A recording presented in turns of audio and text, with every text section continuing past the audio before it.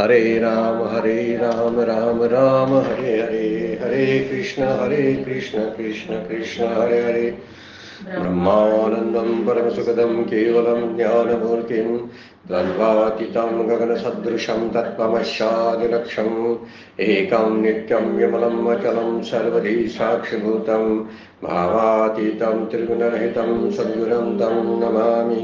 नमामि सद्गुरु शान्तं सच्चिदानन्दविग्रहं पूर्णब्रह्मपरानन्दैशम् आनन्दीवल्लभं सद्गुरु सच्चिदानन्दं केवलं करुणाकरं ज्ञानयोगेश्वरं वन्दे ज्ञानदेवा पुनः पुनः। अलंकापुरी पुण्यभूमि पवित्र तिथे नांदतो ज्ञानराजा सुपात्र तया ठविता महापुण्य राशी। नमस्कार माझा सद्गुरु ज्ञानेश्वराशी। सर्व संतांना वंदन, सद्गुरूंना वंदन, ज्ञानेश्वर माऊलींना वंदन, आपणा सर्व श्रोत्यांना वंदन करून आजच्या शिवगड अध्यात्म चॅरिटेबल ट्रस्टच्या ज्ञानेश्वरीच्या नित्याच्या उपासनेला आपण सुरुवात करतोय। अवजानंती मामुडा या श्लोकावरचं भाष्य सुरू आहे आणि भरपूर ओव्या त्यावरती माऊलीने विस्तारपूर्वक सांगितलेला आहे। आणि श्लोकाचं उलगडा जो आहे तो श्लोकाचा उलगडा त्यामध्ये केलेला आहे। म्हणजे चुकीच्या पद्धतीनं भगवंताला जाणण्याची प्रक्रिया आपल्याला चुकीच्याच रस्त्याला घेऊन जाते। कालच्या परवाच्या चिंतनामध्ये आपण पश्चिम समुद्राची या तटाशी एक ओवी घेतली होती आणि त्यामध्ये म्हणतात की पश्चिमेच्या समुद्राकडे जायचं असेल किनाऱ्याला तर पूर्वेच्या दिशेने जाऊन चालेल काय? तसा त्याला जात नाही, धर्म नाही, वर्ण नाही असा अनामा नाम शब्द वापरलेला आहे। हेतुलेनी अनामा नाम मज अक्रियाशी कर्म विधेयाशी दे धर्म आरोपिती मज आकार शून्य आकार निरुपाधिक उपचार मज विधी वर्जिता व्यवहार आचार अधिका मज वर्णहीना वर्ण गुणातीताशी गुण मज चरणाचरण अपानिया। किती सुंदर वर्णन केलेलं आहे। भगवंताचं खरं स्वरूप आहे, शब्दात पकडता येत नाही पण शब्दाशिवाय त्याचं वर्णन करता येत नाही। माऊली काय म्हणतात, तो शब्दाच्या पलीकडे आहे पण सांगायचा कशानं? शब्दानं सांगायचा।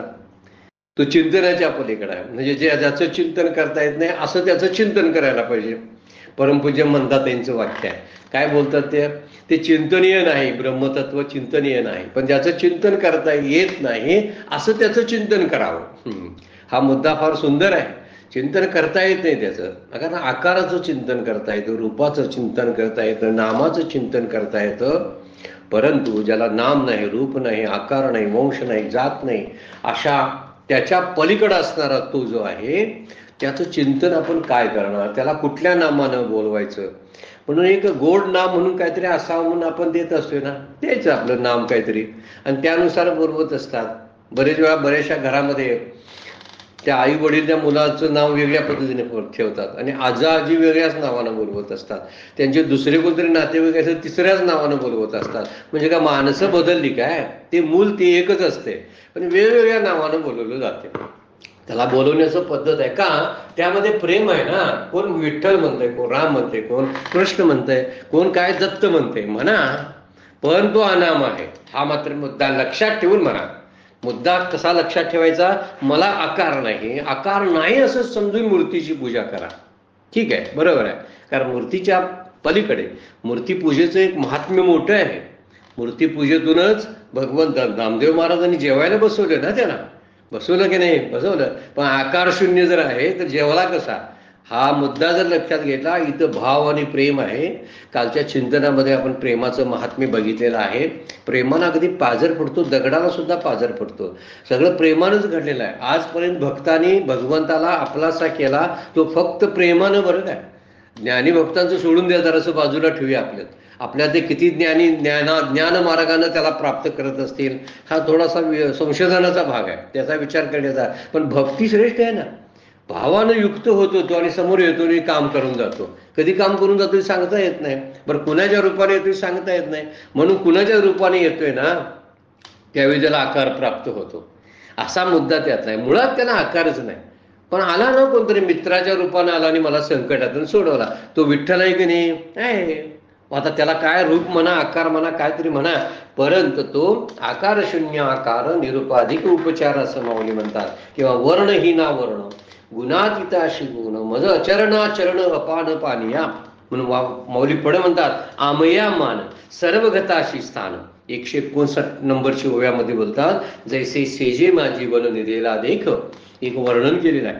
झोपेतला माणूस हिंडायला जाईल काय कुठंतरी, स्वप्नात आहे तो काय म्हटलेला आहे की झोपलेला माणूस स्वप्नामध्ये आपल्या शय्याच्या स्थानी जसं जंगल पाहतोय की नाही, तसं आहे आमेया मान सर्वगताशी स्थान. म्हणजे माझं स्वरूप जे आहे ते काळानं किंवा देशानं मोजता येण्यासारखं नाही, अमेय आहे. अमेय म्हणजे ज्याचं मोजमाप करता येत नाही असा, मला विशिष्ट प्रमाण असं सांगता येत नाही, आणि मी सर्व व्यापक असून मला राहण्याकरता लोक मंदिरं बांधतात ना. आणि मी तर कसं आहे, सर्वगता अशी, मी सर्वगत आहे. त्याला स्थान म्हणजे मंदिर, देवघर करतोयच ना आपण. घरामध्ये देवघर करतोय की नाही, करतोय.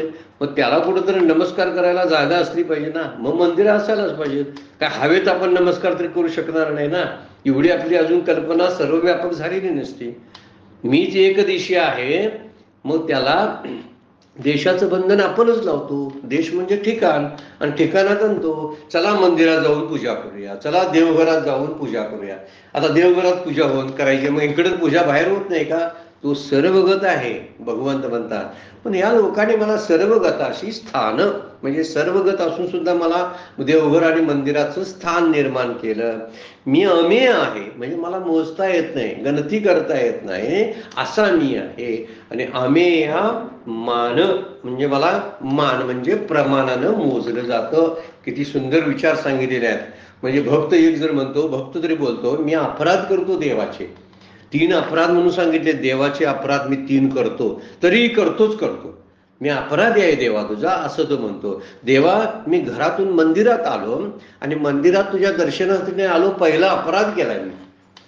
काय म्हणतोय बघा तो, देवा मी माझ्या घरातून बाहेर पडून मंदिरासाठी तुझ्या दर्शनासाठी गेलो, हा पहिला अपराध आहे. मग नंतर तुझं दर्शन घेतलं, तू बघितला मूर्तीच्या रूपामध्ये, तुझं दर्शन घेतलं, हा दुसरा अपराध आहे. आणि तिथंच बसून तुझी स्तुती केली, तुझी प्रार्थना केली, तुझं स्तुती स्तवन कीर्तन केलं, आणि हे जे कीर्तन केलं किंवा तुझी स्तुती गायली, हा तिसरा अपराध आहे. एक भक्त कसा बोलतोय बघा, मी मंदिरातून बाहेर पडलो, हा माझा पहिला अपराध आहे देवा. नंतर मी तुझं दर्शन घेतलं, हे तुझा हा दुसरा अपराधच मी केला. आणि तिसरं म्हणजे तुझी मी स्तुती केली, हा तिसरा अपराध आहे. वास्तविक विचार केला तर ह्यात अपराधाचं काय आहे का, सांगा बघू. काहीच अपराधाचं नाही. मंदिरात जाणं अपराध नसून एक पाप मुक्त होण्याचं ते एक ठिकाण आहे, साधन आहे. मंदिरात जाणं अपराध नाही, रोज मंदिरात जावं. बरेच वेळा म्हणतात आपले स्टार्स जे असतात ते बदलतात. रोज मंदिरात जाऊन दर्शन घेतल्यामुळं देवाचं, म्हणजे ठराविक वेळी रोज आपण जर दर्शन रोज घ्यायला लागलो मंदिरामध्ये जाऊन, तर आपल्या प्रारब्धामध्ये जे दोष आहेत त्या दोषांचं निवारण होते असं म्हणतात. असं शास्त्रानं त्याला आधारासहित सिद्ध करून दाखवलेलं आहे. आणि बऱ्याच लोकांचा अनुभव सुद्धा आहे. मंदिरात गेल्यामुळे एक प्रसन्नता लाभत असते, दिवस अगदी उत्तम जात असतो. आणि इथं तर हा काय बोलतोय बघा भक्त, की मंदिरात जाऊन मी घरातून मंदिरात गेलो, हा मग तुझा अपराध मी केलेला. वास्तविक ते पापमुक्त होण्याचं साधन आहे. आता दर्शन घेतलं हाही अपराध आहे म्हणतोय. वास्तविक दर्शनानं सर्व पुण्याची प्राप्ती होते. भगवंताचं मुख पाहिलं म्हणजे ना, तर सगळे पुण्य प्राप्त होत असतात. कारण त्या मूर्तीमध्ये प्रतिष्ठापना करताना त्यामध्ये अशी मूलतत्व गेलेली असतात. जुनी जी मंदिरं आहेत ना, म्हणून जावं म्हणतात जुन्या मंदिरामध्ये. जुन्या मंदिरामध्ये अजूनही सुद्धा तो जो त्याचं आभा ज्याला आपण म्हणतो, जो बाजूला असणारे त्याची व्हायब्रेशन्स जे आहेत, ती व्हायब्रेशन आजही अनुभवाला येतात जुन्या मंदिरांच्या ठिकाणी. म्हणून आता 12 ज्योतिर्लिंगांच्या ठिकाणी जे जातात, 4 धामांच्या ठिकाणी जातात, जुनी म्हणजे 1000 वर्षापासूनची मंदिरं आहेत. अशा मंदिरामध्ये भगवंताचं वास्तव्य आहे याचा अनुभव खूप भक्तांना येतो. म्हणून जुन्या मंदिरांना भेट द्यावं. इथं हा काय म्हणतोय बघा, तुझं दर्शन घेतलं हा माझा अपराध आहे. आता वास्तविक तो काय अपराध नाही, तर पुण्याची प्राप्तीच आहे. आणि तुझी स्तुती केली हा एक माझा अपराध आहे. म्हणजे स्तुती कशी केली, तू असा आहेस तसा आहेस, राजस सुकुमार मदनाचा पुतळा, तुझी शब्दाने मी स्तुती केली, हा माझा अपराध आहे. वास्तविक स्तुतीमुळं चित्त शुद्ध होतं. स्तोत्र आपण गायली वाचली की देवाच्या नामानं आपली चित्ताची अंतकरणाची शुद्धी होते. पण हा भक्त वेगळंच काय बोलतो, आणि हा भक्त ज्ञानेश्वर माऊलींची भाषा बोलतोय बरं काय. माऊली तेच म्हणा लागेल की मी मंदिरात जाऊन तुझा दर्शनाला घरातून बाहेर पडलो आणि मंदिरात गेलो. का? चूक का केली मी, अपराध का केला? तू सर्व व्यापक आहेस, तू मंदिरातच आहेस असं मी ब्रह्मानं समजलो. वास्तविक तू घरामध्ये सुद्धा आहे, माझ्या हृदयामध्ये सुद्धा तू आहेस. मला बाहेर जायचं काय गरज होती? मी बाहेर जाऊन तुला कमी लेखलं, तू तिथंच आहेस असं मी केलं, तुला एक देशी केलं. एक देशी म्हणजे एकाच ठिकाणी राहणारा असा तुझ्यावर मी आरोप केला, मग अपराध आहे ना तुझा. वास्तविक तू मंदिरातच का? सर्व ठिकाणी आहेस, तू सर्व व्यापक आहेस, सर्वत्र व्यापक, तुला मी परिच्छिन्न केलं. न लगती सायास जावे वनांतरा, सुखे येतो घरा नारायण. कोठून काही न लगे आणावे, न लगे कोठे जावया तरावया. तुकाराम महाराज कसं बोलतात बघा, कोठून काही न लगे आणावे, काय आणायला लागत नाही कुठनं, तिथनं जाऊन देवाची मूर्ती जाऊन घेऊन यायला पाहिजे, देवाला हे घेऊन यायला पाहिजे. कुठून काही न लगे आणावे आणि न लगे कुठे जावे तरावया. हा भवसागर तरुण जायसाठी बाहेर कुठं जायला लागत नाही. आपला देहच संसार आणि भवसागर आहे, तो त्याच्यावरच आपण प्रयोग करत राहिलं पाहिजे. म्हणून एवढं व्यापकत्वाचं माझं अज्ञान जे आहे, ते अज्ञान माझा अपराध आहे तेव्हा. म्हणून मी घरातून बाहेर पडलो, हा माझा अपराध आहे. माऊलींच्या भाषेत आपण समजावून घ्यायला लागलोय. एक भक्त म्हणतोय मी 3 अपराध केले, आणि खरंच अपराध आपण आहे एका दृष्टीनं. आणि एका दृष्टीनं जर प्रेमाच्या दृष्टीनं भक्तीच्या दृष्टीनं जर गेलो तर ते पुण्यप्राप्तीचं साधन आहे, भगवंत प्राप्तीचं साधन आहे. म्हणून पण इथं म्हणतो तू व्यापक असताना सुद्धा मी तुला मंदिरासाठी तुझ्याकडे मंदिरात भेटायला तुला गेलो. दुसरा अपराध म्हणतो काय तो, की मी तुझं दर्शन घेतलं. तर तू दर्शन घेण्यासारखं आहेस का? म्हणजे तुला या डोळ्यांनी पाहता येतं असं कमी लेखलं मी तुला. या डोळ्यांनी तुला पाहता येईल का? नाही पाहता येणार आहे. तू दृष्टिगोचर नाहीस. दृष्टिगोचर नाहीस म्हणजे या सामान्य इंद्रियाने तुला पाहता येत नाही, तुला इंद्रियाने पकडता येत नाही. पण तुझं स्वरूप हे जे मनाच्या पलीकडचं आहे, वाचेच्या पलीकडचं आहे, बुद्धीच्या पलीकडं तू आहेस. आणि मी तुला या काय करून विचार करून दर्शन घ्यायला, म्हणजे तुला बघायला, डोळ्यानं बघायला मंदिरात गेलो, हा माझा अपराध आहे. खरंच आहे, एका दृष्टीनं खरं आहे. ज्ञानेश्वर माऊली म्हणतात त्याप्रमाणे हा व्यापकच जर असेल, कसा अमयामान सर्वगताची स्थान.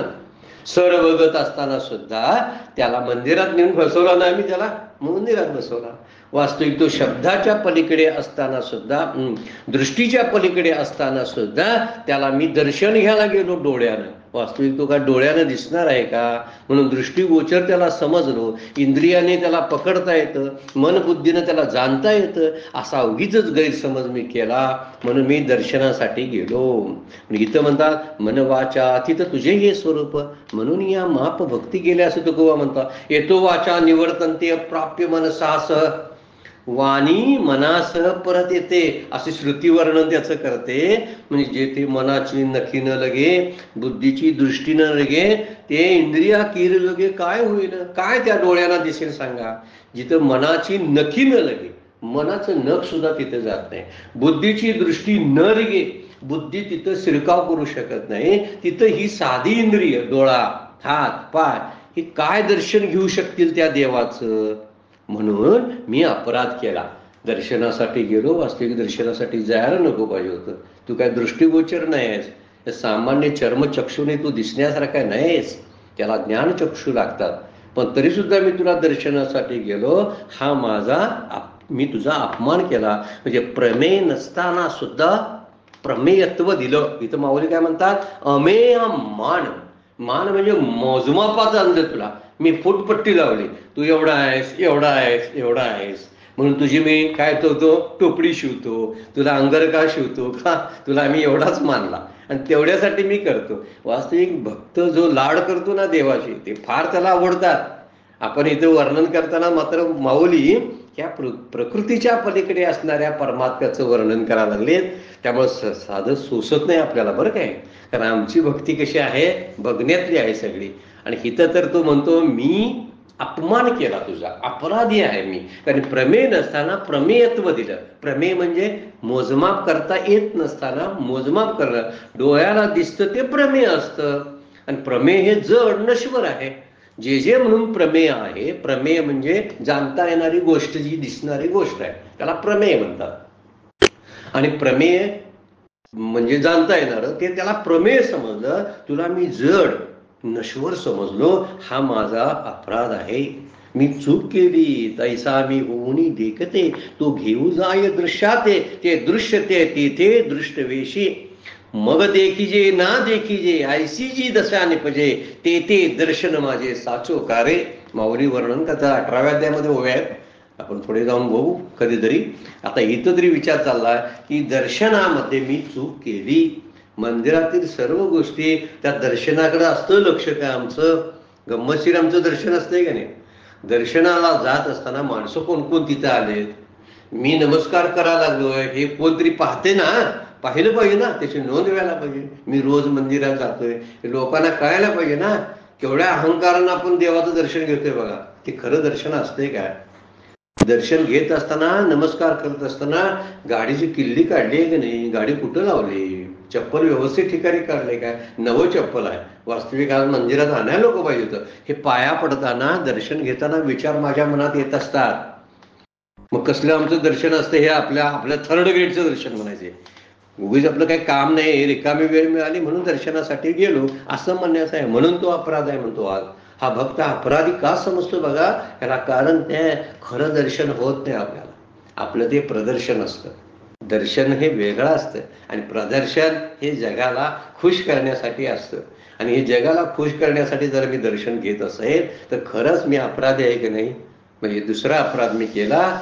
दर्शन तुझं घेतलं, मंदिरातून बाहेर पडलो, हा पहिला अपराध.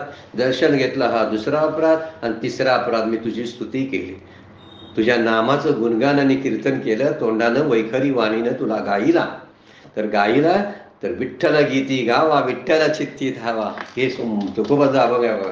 तर त्यामध्ये ते म्हणतात की तू शब्दाच्या पलीकडे आहे आणि तुला कशाला शब्दात मध्ये पकडू, तू शब्दाच्या पलीकडचा आहे. आणि रामकृष्ण श्रीराम जय राम जय जय राम या शब्दामध्ये तुला का मी बांधलं, माझा अपराध आहे. आणि जे प्रणवा पहिलीकडे माऊलीच वर्णन करतात, वैखरीशे कानडे. वैखरीला ते कानड आहे, अवघड आहे गोष्ट, लक्षात घेण्यासारखी आहे. त्याला व्यापक असा शुद्ध नित्य असून सुद्धा त्याला असं म्हणणं म्हणजे अपराधच आहे ना. तू असा आहेस तसा आहे. तुकाराम महाराज वर्णन करतात, तुका म्हणे तो बहुसुकुमार, न साहे भार शब्दांचाही. तुका म्हणे तो बहुसुकुमार, इतका सुकुमार तो आहे, न साहे सहन होत नाही त्याला भार शब्दांचाही. शब्दांचा भार सुद्धा सहन होत नाही, इतकं नाजूक असलेलं सूक्ष्म तत्व ते आहे. आणि मी तुला त्या शब्दामध्ये स्तुतीमध्ये स्तोत्र गायवून तुला खुश करण्याचा प्रयत्न करायला लागले, शब्दांच्या द्वारे तुला पकडण्याचा प्रयत्न करतो. हा माझा अपराध आहे. कारण तुकारामच मला म्हणतात, स्तुती करणे ही ती तुझी निंदा, स्तुती जोगा तू नव्हेशी गोविंदा. काय सुंदर अभंगातला तुकडा आहे बघा. स्तुती करणे ते तुझी निंदा, म्हणजे देवाची स्तुती करणे निंदाच आहे. का तर ती शब्दाने केली जाते आणि तो तर शब्दाच्या पलीकडे आहे आणि मी त्याला शब्दात पकडतो म्हणून जणू काय त्याची निंदाच करतो. म्हणजे स्तुती करणे ती तुझी निंदा, कारण स्तुती जोगा तू नव्हेशी गोविंदा. तुझी स्तुती करण्यासारखा नाही. काय तुझी स्तुती करावी? सद्गुरूंची स्तुती करायला गेलो आपण तर आपले शब्द किती तोकडे पडतात. भगवंताची स्तुती करताना शब्द सुद्धा असे गुरफटून जातात. शब्दांच्या कंठाना कोरड पडते. कुणाच्या कंठाला? शब्दांच्या कंठाला कोरड पडते. माऊलींनी वर्णन केलं 10व्या अध्यायात 12व्या अध्यायामध्ये श्रीगुरूंची स्तुती पहिल्यांदा दिली. चंदना ते कायशिनी चर्चावे, अमृता ते केवते रांधावे, आणि काय वर्णन उभवावे रे जीवी. किंवा जरी प्रज्ञेची नि अतिलेपणे श्री गुरु सामर्थ्य रूप कर म्हणे, तरी ते मोतिया भिंग देणे ऐशी होईल का 15.5 रजतवनी तैशी स्तुतीची बोलणी. काय वर्णन करतात माऊली बघा. हे सद्गुरूंचं वर्णन आहे आणि बरोबर ब्रह्मतत्वाला लागू पडतं, परमात्म्याला लागू पडतं. चंदना ते कायशिनी चर्चावे. काय चंदनाला कशाचा लेप द्यायचा? हो, चंदनच लेप आहे. त्या चंदनाला कशाचा लेप द्यावा? अमृता ते केवते रांधावे. काय ढवळत बसायचं का अमृत सारखं?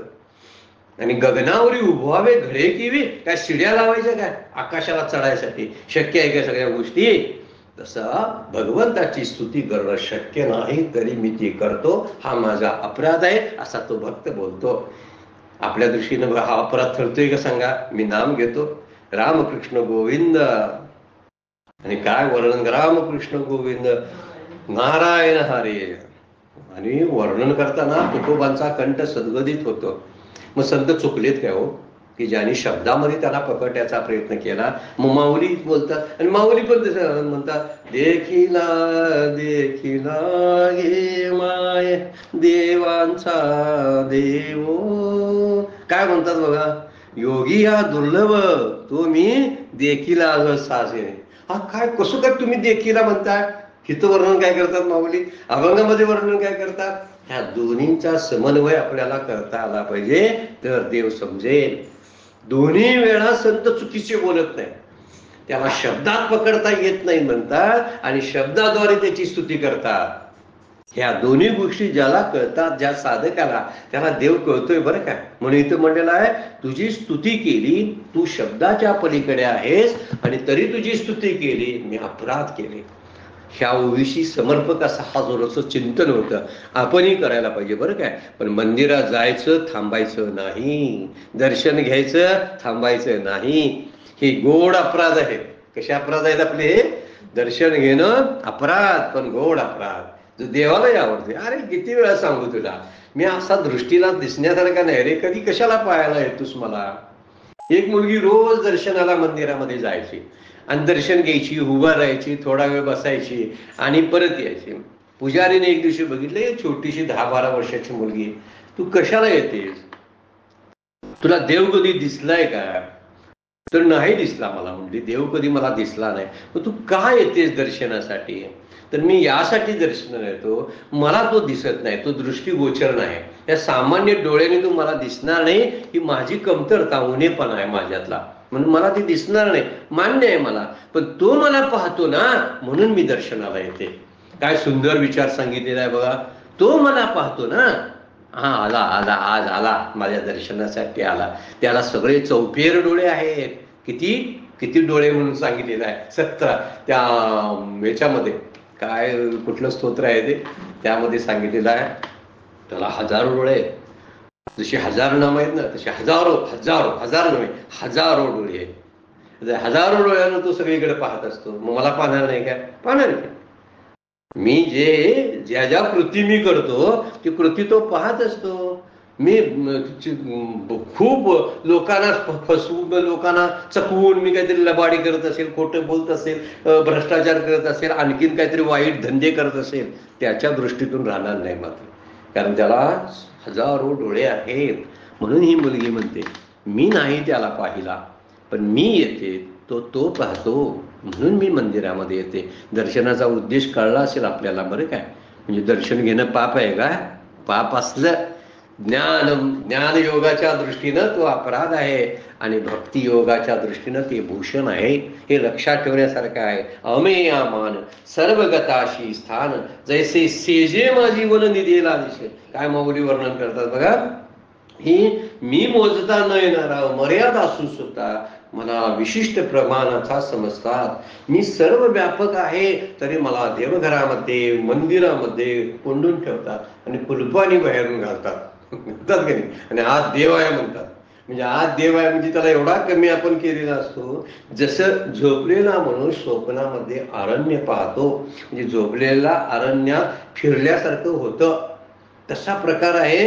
परमात्मा हा देशानं, म्हणजे ठिकाणानं, काळानं, प्रमाणानं मोजता येत नाही. त्याला कुठलंही प्रमाण लागू पडत नाही, त्याला ठिकाणाचं बंधन नाही. जसं आकाश सर्वत्र आहे, तसा तो सर्वत्र आहे. इथं आकाश आहे, अमेरिकेमध्ये, इंग्लंडमध्ये आकाश आहे की नाही? आहे. तो कुठं नाही. इथून फोन करायचा, अहो आम्ही इकडं आकाश बघावलोय, आकाश इकडं इंडियामध्येच आहे का? मग त्यांना फोन करून विचारायचं, तुमच्याकडे पण आकाश आहे का? अहो आहेच की. म्हणजे त्याला कसलं बंधन नाही सांगा? तर देशाचं बंधन नाही. देश म्हणजे ठिकाण, इथंच तो आहे असं नाही. तो घरातच आहे असं नाही, पण घरात नाही असं तरी कुठं आहे? देवळात आहे असं नुसतं म्हणायचं नाही, पण देवळात नाही असं तरी कुठं आहे? देवळातच आहे ही चुकीची गोष्ट आहे, आणि देवळात नाही ही पण चुकीची गोष्ट आहे. सगळीकडे तो व्यापकत्वान आहे. आम्ही आम्हाला सर्व गताशी सांग, जैसे सेजे माझी वननिधी. आज एक दृष्टांत दिलेला आहे मौनी, सर्वत्र आहे पण मंदिरात आहेच फक्त असं मानतात, ती चूक आहे. फक्त मंदिरातच आहे असं का म्हणतात? इतरत्र देव नाही का? आहे, म्हणून तो आकाशात पेक्षा व्यापक आहे आणि तो परिच्छिन्न नाही. म्हणून सत्यम ज्ञानम अनंतम ब्रह्म असं श्रुती वर्णन करते त्याची. सत्यम ज्ञानम अनंतम ब्रह्म, अनंत शब्दामध्ये गणनाच त्याची करता येत नाही, असं अनंतम ब्रह्म आहे. म्हणजे तो कोणत्याही प्रमाणाला विषय होत नाही. जी प्रमाणं सांगितली ना, मुख्य प्रमाणं 6 सांगितलेली आहे आणि उरलेली 3 आणि अशी उपप्रमाणाने अशी 9 प्रमाणं वेदांत शास्त्रानं सांगितलेली आहेत. त्याचा कुठल्याचाच तो विषय होत नाही. म्हणजे प्रत्यक्ष प्रमाण, अनुमान प्रमाण, शब्द प्रमाण, उपमान, अर्थापत्ती, अनुपलब्धी, ही जी 6 प्रमाण आहे या 6 प्रमाणाला तो विषय होत नाही. आपण त्या प्रमाणाच्या व्याख्या बघत बसणार नाही, आपल्याला त्याची गरज नाही. तो सर्वत्र आहे, व्यापक आहे, त्याला मोजता येत नाही एवढं मात्र लक्षात ठेवायचं. कोणतरी म्हणेल त्याला एवढा आहे तेवढा आहे, आता ठीक आहे, प्रेमानं त्याचा मुकुट करायचा, मग त्याचं माप घ्यायला पाहिजे का नाही? मुकुटाचं घ्यायला पाहिजे. मुकुट करायचंय ना, मग त्याचं कपाळ केवढा आहे ते बघायला पाहिजे ना, म्हणून मोजायचा. कारण मला सोन्याचा किंवा चांदीचा मुकुट देवाला अर्पण करायचा आहे. मग तू काय करतो? तू पट्टीनं मोजतो, याचं कपाळ एवढा आहे, मग सोनाराला सांगतो असं असं करा. दोन्ही गोष्टी बरोबर आहेत, पण ते करताना समजायचं मी माझ्या कृतीनं माझा एवढा देव करायला लागलोय, तो मात्र व्यापक आहे. आणि त्या व्यापक देवाला मी या छोट्या मूर्तीमध्ये आणून बसवून त्याचं गुणगान करतोय असं समजायचं सारखं. हे एवढाच नाही तर ह्याच्या पलीकडं आहे, अशी अनेक ब्रह्मांड व्यापून तो आहे, एवढं समजून घ्यायला लागतं. म्हणून इथं सर्वत्र असल्यामुळे तो व्यापक आहे. तुकोबा काय म्हणता बघा, जेथे देखे तेथे तुझीच पाऊले, विश्व अवघे कोंदाटले. विश्व अवघे कोंदाटले म्हणजे जेथे जातो तेथे तू माझा सांगाते. किती वर्णन सुंदर करतात बघा. ह्यावरून लक्षात येतं, मी जिथं जातो तिथं तिथं तो माझ्या बरोबर असतो. का? मी देहानं जिथं जातो तिथं आत्मस्वरूप माझ्या बरोबरच आहे ना. मी कुठं जाईल सांगा? ते जाते का कुठं? सदेव कसा जाईल सांगा? म्हणजे देवाला बांधून ठेवण्यासारखा प्रकार आहे. चला चला पंढरपुरातून बाहेर येऊया, मग काय करायचं असेल तर दारू वगैरे आणि जुगार खेळूया. अरे काय पद्धत आहे काय? म्हणजे पंढरपुरात तो आहे आणि म्हणून मी घाबरत होतो. जराशा मर्यादा, थोडेसे विधी आणि निषेधाच्या गोष्टी शास्त्रानं सांगितलेल्या आहेत आणि म्हणून ते लागू आहे. चला, म्हणजे देवघरात असताना वाईट काय बोलायचं नाही, देवघरातनं बाहेर पडल्यावर काय पण चालतंय. ह्याला अर्थ काय सांगा? काहीच नाही. सगळं विश्व देवघर व्हायला पाहिजे. हे विश्वची माझी घर असा शब्दप्रयोग ज्यावेळी माऊली वापरतात त्यावेळी हे संपूर्ण विश्व हे देवाचं मंदिर आहे. आणि ह्या सगळ्या गोष्टी, ही सगळे जे झाडं, माणसं, सगळे प्राणी हे त्याचे अवयव आहेत. त्याचे कान, डोळे, फुफ्फुस सगळे आहेत. ही हवा आहे ना, त्याची फुफ्फुस आहे. लक्षात ठेवण्यासारखा मुद्दा आहे. आपण जर तसा अभ्यास करत बसलो ना तर लक्षात येईल आपल्याला. आणि त्या दृष्टीने व्यापकतेनं त्याचं भजन करणं फार मोठी गोष्ट आहे. आणि त्याला प्रमाणात घेऊन भजन करणं ही आपली एक पद्धत झालेली आहे. आपण आपल्या पुरतं बघत असतो आणि त्याला फार कमी लेखतो आपण. आणि कमी लेखल्यामुळे इथं वर्णन त्यासाठी केलेलं आहे, जेथे देखे तेथे तुझीच पाऊले. तुकोबा म्हणतात, विश्व अवघे कोंदाटले. कोंडून भरलंय, भरला घनदाट हरी दिशे, नसे ठाव कोठे म्हणतात. तुका म्हणे विटो भरला समाही, तया नाही उणे चराचरी. वर्णन करताना सांगितले नाही, पण आपण त्याला देवघरामध्ये बांधून ठेवतो. विसोबा खेचरांच्या बद्दल सांगितलं नाही. संत शिरोमणी नामदेव महाराजांचे गुरु विसोबा खेचर, त्या विसोबा खेचरांचा म्हणजे औंढा नागनाथला त्यांची घडलेली ती हकीकत त्यांच्या चरित्रामध्ये येऊन जाते. कारण त्यांना गुरुच कशाला पाहिजे असं ज्यावेळी त्याला वाटत होतं नामदेव महाराजांना, त्यावेळी मुक्ताबाई सारख्या छोट्या मुलगीनं त्यांना गुरूंचं महात्म्य पटवून दिलं, कच्चं बडकं ठेवलं, म्हणून ते रुसून गेले. विठ्ठल पण म्हणले, तू रुसू नकोस, खरंच मी जरी तुझ्याजवळ असलो तरी तुला ज्ञानासाठी सद्गुरूच पाहिजे. मी तुला दिसतोय ह्या डोळ्यानं दिसतो, पण ज्ञानाची दृष्टी प्राप्त झाल्यावर खरी व्यापकता देवाची कळत असते. नुसत्या डोळ्यानं मूर्ती दिसते आणि मूर्तीच्या पलीकडं ज्ञानानं दिसतं. चर्मचक्षुन मूर्ती दिसते आणि ज्ञानचक्षुन व्यापक परमतत्व आपल्या अनुभवाला येत असतं. म्हणून विसोबा खेचराळ हे नामदेव महाराजांचे सद्गुरू ठरले. त्याचं कारण आहे, तिथे गेले होते आणि एक पुरुष माणूस, एक साधू, की त्या शंकराच्या पिंडीवरती पाय ठेवून झोपले होते निवांत. त्यावेळी नामदेव महाराजांना वाईट वाटलं, राग पण आला. असा कोण उद्धट मनुष्य आहे की ज्यानं पिंडीवर पाय ठेवतो. म्हणून त्यांनी त्यांचं पाय बाजूला केले. जिथं पाय ठेवावा तिथं पिंडी तयार होत होती, जिथं पाय ठेवावा तिथं. त्यावेळी विसोबा खेचर हसू लागले आणि म्हणले, तुला आता कळलं काय? विठ्ठल नुसता पंढरपुरात नाही नामदेवा, तर विठ्ठल जळी स्थळी काष्टी पाशानी भरला, ठाव कोठे न उरला. असं जे संत त्याचं वर्णन करतात ना, अशा कोणत्याही गोष्टीमध्ये तो नाही असं समजायचंच नाही, तर तो सगळीकडे आहे असा भाव ठेवून वागायला जर आपण चालू केलं तर आपणच विठ्ठलमय होऊ. सगळीकडे बघताना जे जे भेटे तिथे वाटे मी आयुष्य, सगळं मी आहे असं वाटायला पाहिजे. झाड मी आहे, फळं मी आहे, नदी वाहणारी मी नदी आहे, मी समुद्र आहे, समुद्राच्या काठाला पासून समुद्रापासून वेगळं न होता समुद्रच मी आहे. अशा भावनेनं त्या कल्लोळाशी एकरूप व्हायचं आहे, त्या लाटेशी एकरूप व्हायचं आहे. मग तुला भेटशी चराचरी मीच दिसे. मागच्या वेळा ओवी आपण म्हणल्या, तू प्रतित बोध सागरे आणि तू कल्लोळी एक करी, काहीतरी ओवी आहे बघा, मागे जाऊन आता कळेल आपल्याला 9व्या अध्यायातली ओवी आहे. तर तू असा एक असा अनुभव घे, अप्रोक्ष अनुभूतीद्वारे तो समजून घे की तो एक त्यातला आहे. त्यामुळे विसोबा खेचराने पटवून दिलं भगवंत सगळीकडे आहे. आणि त्यानंतर नामदेव महाराजांना अप्रोक्ष अनुभूती झाली, प्रचिती आली त्याची. आणि मग त्यांना समजलं विठ्ठल सगळीकडे आहे. म्हणून निजलेला जसा काय करतो, स्वप्नातून फिरला, हे खोटं आहे का नाही? कुठं फिरला काय तो? नाही फिरला. तशा प्रकारे मी तुला मोजला आणि एका मंदिरामध्ये कोंबून ठेवला, हे सगळं कसं आहे? खोटं आहे. मी तसा कोंडून राहीन का? नाही ना. पण भक्तासाठी, भक्ताच्या कार्यक्रमासाठी कोंडून राहतो म्हणतात. जनाबाईंचा अभंग आहे ना, विठ्ठला कोंडीला हृदयी बंदी खाना केला, आत विठ्ठल कोंडीला, आहे की नाही? म्हणजे विठ्ठलाला ते मंदिर त्यांनी तयार करून दिलं. एवढं स्वच्छ मंदिर आत हृदयामध्ये करून दिलं तर विठ्ठल येऊन बरोबर राहणारच ना, राहतोच. त्यांच्या कल्पना त्या बरोबर आहेत, त्या शब्दात त्यांनी वर्णन केलेलं आहे, त्यांच्या त्या अनुभव आहेत. त्या अनुभवावरून आपण एक गोष्ट लक्षात घ्यावी की तो सगळीकडं असा आहे. मजा मे या मान, मग कशाला मला प्रमेयात मोजून ठेवता, सर्व गताशी स्थान मला देवघरात का कोंडून ठेवता, जैसे शेजे माझे वन निधे राधेक. जसे खोटा आहे ना, तो फिरला आपण म्हणतो स्वप्नात जाऊन, तसे तैसे अश्रवणा श्रोत्र, सगळं उपनिषदातलं तत्वज्ञान आहे. ज्याने उपनिषदांचा आपल्यापैकी अभ्यास खूप केला असेल, माझा एवढा अभ्यास नाही, पण बऱ्याच जणांनी अभ्यास केलेली खूप मंडळी आहेत की जे हे ऐकतात त्यांना कळेल की हे उपनिषदाचं भाषांतर आहे. काय म्हणतात बघा, अश्रवणा श्रोत्र, मला कान नाहीत तरी मला कान आहेत असं तुम्ही मानता. मी ऐकतोय, कारण मी म्हणतो ना, देवा धाव रे, कुठं आहेस रे बसला, तुला ऐकू येते की नाही असं म्हणतोय की नाही आपण. अरे त्याला काय कान आहेत, ते ऐकवायला लागलास.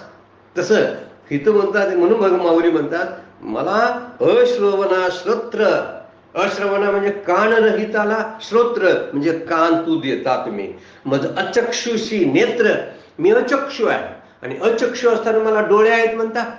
देवा पहा रे, पहा, बघून घे जरा, असं आपण म्हणतोय ना. बघून कसा घेईल, त्याला का डोळे आहेत का?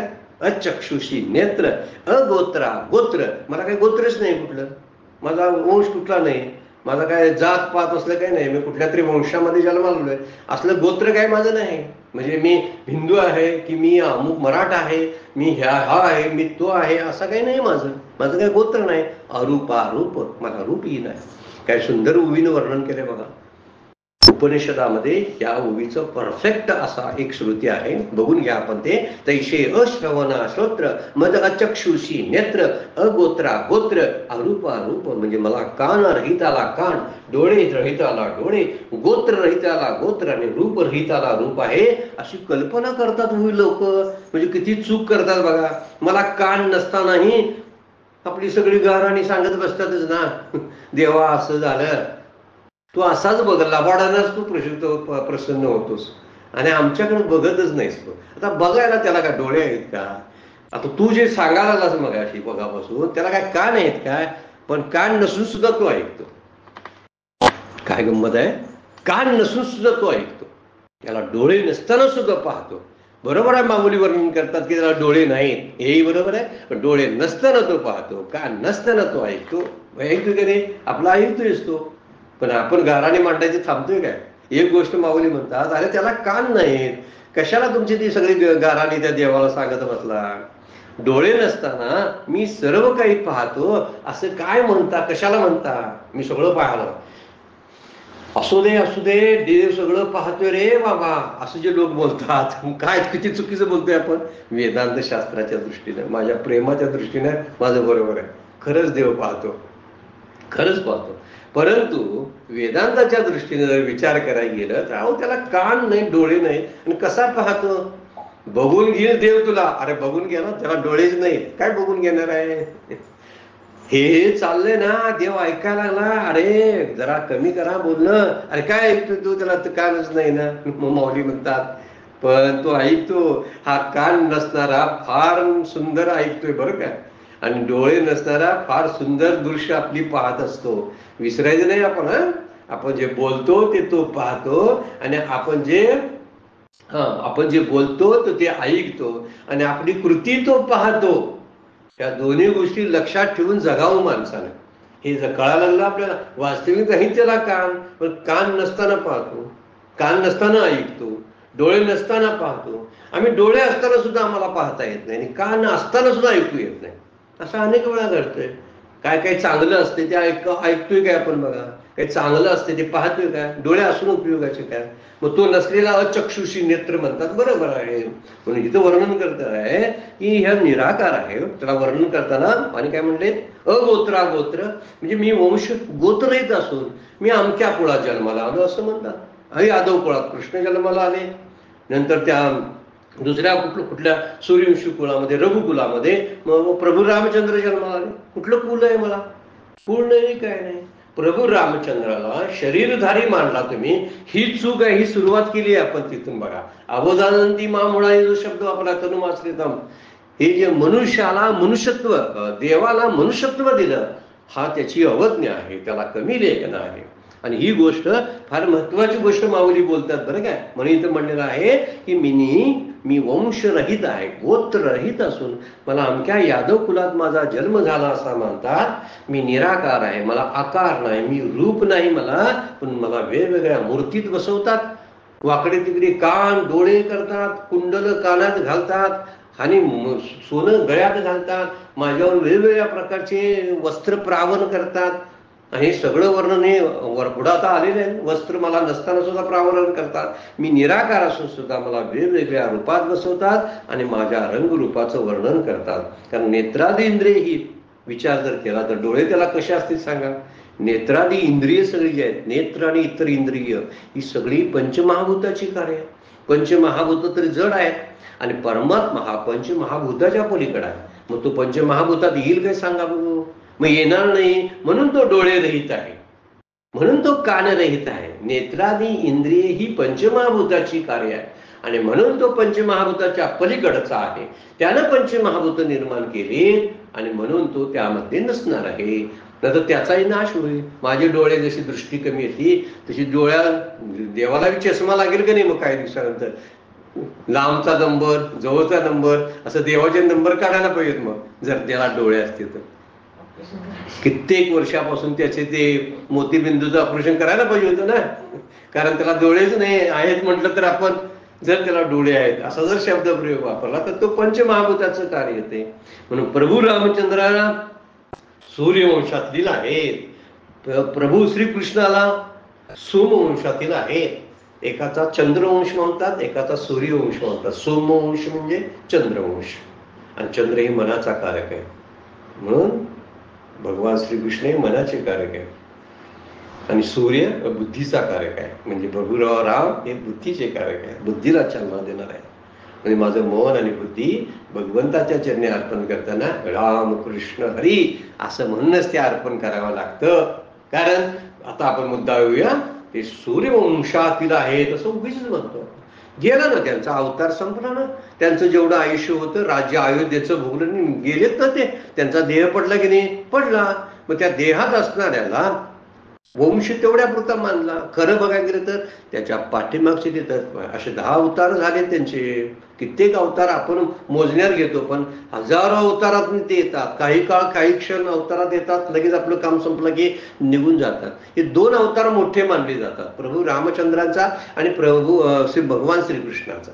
हे 2 अवतार पूर्ण अवतार मानले जातात. बाकी भरपूर अवतार आहेत त्यांचे, वरा वगैरे आहेत ना, कूर्म वगैरे सुद्धा आले आले निघून गेले. नरसिंह अवतार 2 मिनिटाचा, आले खांबातून, केलंच काम आपलं, हिरण्यकशिपूचा काटा काढायचा, काढला, निघून गेले. 2 मिनिटाचा अवतार. पण पूर्ण अवतार ज्याला मत म्हणतो, जे चरित्र घडवून गेले, आणि त्या चरित्र जे मार्गदर्शक ठरतं ते आपल्यासाठी ह्या अवतारामध्ये आहे. म्हणून मी अरूप आहे, मी आकारामध्ये नाही, तरी सुद्धा माझं विविध वर्णन करता. सुंदर ते ध्यान उभे विटे वरी कराय कटावरी. तुकोबा वर्णन करता कधी? तुकोबा चुकत असतील काय हो? जर देखोनिया तुझ्या रूपाचा आकार, तुकाराम महाराजांचा अभंग आहे.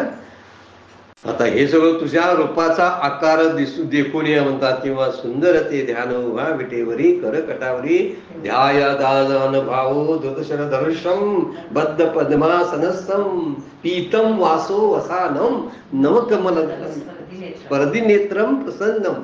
काय नेत्राचं वर्णन, त्या पितांबराचं वर्णन कसं केले? पद्मासन घालून बसलेले प्रभू रामचंद्र यांचे आम्ही ध्यान करतो. पहिलाच ध्यानाचा श्लोक आहे रामरक्षेमधला. आता हे जर आहे रूपात आणलं का नाही? बुद्ध ऋषी, कुठले ऋषी ते? त्या ऋषींनी ज्यांनी रामरक्षा दिली, बुद्ध कौशिक ऋषीने आणले नाही त्याला. अहो आणलेच पाहिजे ना, म्हणजे मला कसं कळेल? ते कळतीलच कसे? परंतु ते समजून घ्या, पण ते काय आहेत? अगोत्र आहेत, अरूप आहेत, अश्रवणी आहेत, अचक्षु आहेत. हे मात्र लक्षात ठेवून चक्षुचं वर्णन करायचं. राजस सुकुमार मदनाचा पुतळा रवी शिष्यकळ लोपलिया. भगवान शंकराचं कर्पूर गौरम करुणा अवतारम. कुठला कर्पूर गौरम? त्यांचा गौरव वर्ण कसा आहे? कर्पूर गौरम. स्वभाव कसा आहे? करुणा अवतारम. त्यांनी काय? संसार सारम भुजगेंद्रहारम सदा वसंतम. या बाबा हृदयामध्ये, माझ्या हृदयात तुम्ही काय करा? तुमच्या पत्नी सहित येऊन राहा. कोण? भवम भवानी सहित. मी तुम्हा दोघांना मी माझा नमस्कार करतो. आता हा नमस्कार आला कुठून सांगा? कर्पूर गौरम शब्द कुठला आला सांगा? ध्याय दाजानुभव कुठला आला? राजस सुकुमार शब्द. हे सगळे संत ऋषी मुनी चुकलेत काय? नाही. पण त्यांना हे अगोदर कळलं होतं, आणि कळल्यानंतर त्यांनी त्याची स्तुती केलेली आहे. हे लक्षात घेणं फार मजेचं आहे. आम्ही वरवर स्तुती करतो, माऊली म्हणतात तसा त्याला जाणावा पहिल्यांदा. तैशे श्रवणा श्रोत्र मद चक्षुषी नेत्र अगोत्रा गोत्र अरूपा रूप असं त्यांना जाणलं पाहिजे, तरच ते जाणलं होतं. अजून खूप दृष्टांत देतात माऊली, नंतरच्या चिंतनामध्ये आपण बघूया. आजची सेवा सद्गुरूंच्या चरणी भगवान ज्ञानेश्वरांच्या चरणी अर्पण करतो. विराम घेतो. पुंडरीक वरदारी विठ्ठल श्री ज्ञानदेव तुकाराम. विठ्ठल विठ्ठल जय हरे. विठ्ठल विठ्ठल विठ्ठल जय हरे. विठ्ठल विठ्ठल जय